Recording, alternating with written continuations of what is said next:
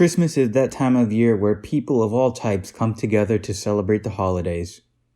Identity takes a back seat as we do our best to share our love with those around us. We donate to charities, we give gifts, and we gather around to watch our favorite Christmas specials. It's a wholesome, endearing feeling. Now imagine taking all of that and just making constant jokes about porn, sex, drugs, and genitals. This is where Santa Inc. comes in to fill that niche damn near no one wanted. Santa Inc. is an HBO Max exclusive starring Seth Rogen and Sarah Silverman, featuring an elf named Candy Smalls who wants to be the first ever female Santa. I'm not here to talk about Seth and Sarah calling everyone who disliked the show a white supremacist. I'm not here to talk about the trailer, or even the fact that it has 1% on Rotten Tomatoes. I'm not even here to talk about the political standings of the show, as obvious as they are and how hard it is to ignore upon watching. I feel enough people have given enough commentary on the politics and controversy involved, and you're not going to hear me say anything someone else hasn't if I do bring it up. So I'm just going to focus on the first episode itself. Yeah, even without all that, the show is still dog shit. The animation is clearly trying to be Rankin Bass style animation, but it just doesn't work. Rankin Bass animation was bad, yeah, but it had charm. It had heart. It was fun. I don't feel the heart. I don't feel the charm. All I'm feeling is kind of weird that someone out there modeled elf titties to flash Santa with. It's not bad animation. It moves relatively well, and some of the designs are alright. It's just they're trying to capture a certain style that they can't really capture. So the animation falls flat. How about the jokes? They're awful.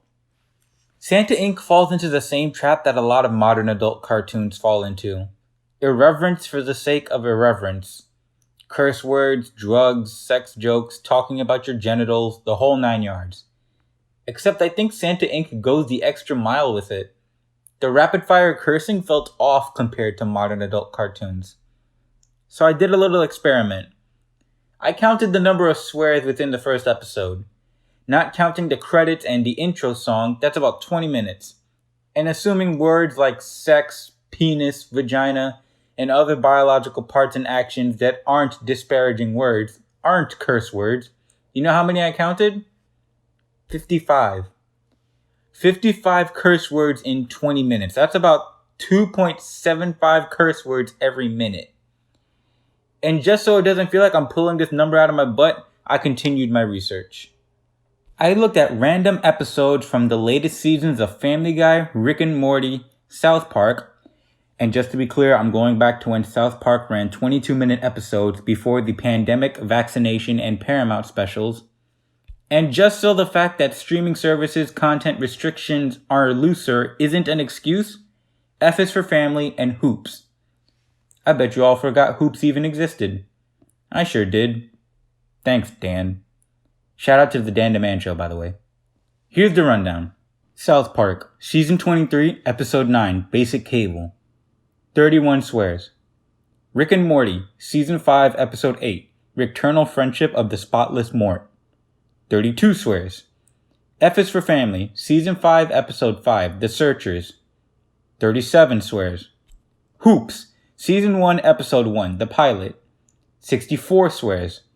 Family Guy, Season 20, Episode 6, Cootie and the Blowhard. 0. When you're more vulgar than Family Guy and Bill friggin' Burr, and the only thing raunchier than you is Hoops, you're doing something wrong. Incredibly wrong. It's time to break out the bar of soap, it's so wrong. So the animation is average and the jokes are crap. How are the characters? Everybody is a jerk.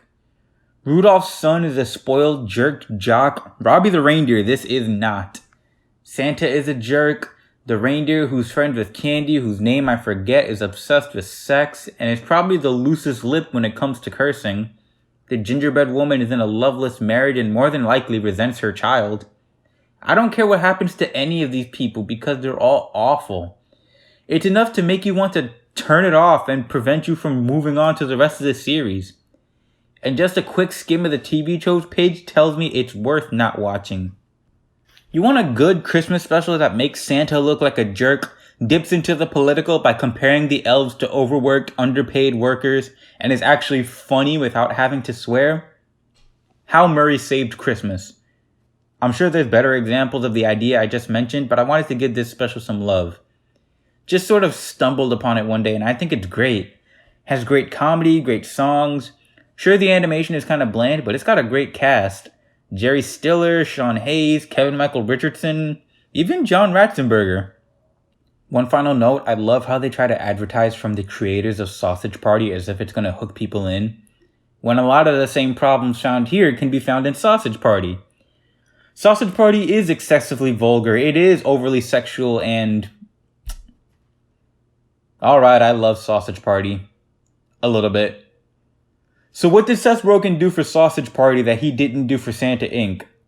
What is Sausage Party doing differently that makes Santa Inc. bad, but Sausage Party somewhat funny? Sausage Party is vulgar with a purpose. Yeah, I know it's a South Park argument. You can be as vulgar as you want as long as there's a point, but bear with me on this. Sausage Party being vulgar serves a purpose because the main character's goals include fornicating. They want to have sex, embrace the carnal pleasures that await them in the great beyond. They obsess over sex because that's what was promised to them. And naturally, the topic of sex comes with vulgar language. Santa Inc. doesn't have that. Santa Inc. is vulgar just so you don't forget you're watching something made for adults. It's not vulgar because of the plot or the character's goals or ideals. It's vulgar the same way Hoops, Q-Force, Drawn Together, and The Prince were vulgar. Because people are convinced it's the only way cartoons can be made for adults. You want to know something? This may sound completely miraculous, but you can make an adult cartoon without having to rely on overly raunchy humor. Invincible, The Midnight Gospel, Close Enough, Solar Opposites. These are all adult cartoons that don't need vulgar language and an overabundance of sex jokes to be funny or entertaining. They have unique premises. They take advantage of the looser restrictions to tell more adult stories, not say more adult, big quotation marks here, adult things. Santa Inc. fails at being a Christmas show, and it fails at being just a basic adult cartoon. My name is Crit. Thanks for watching.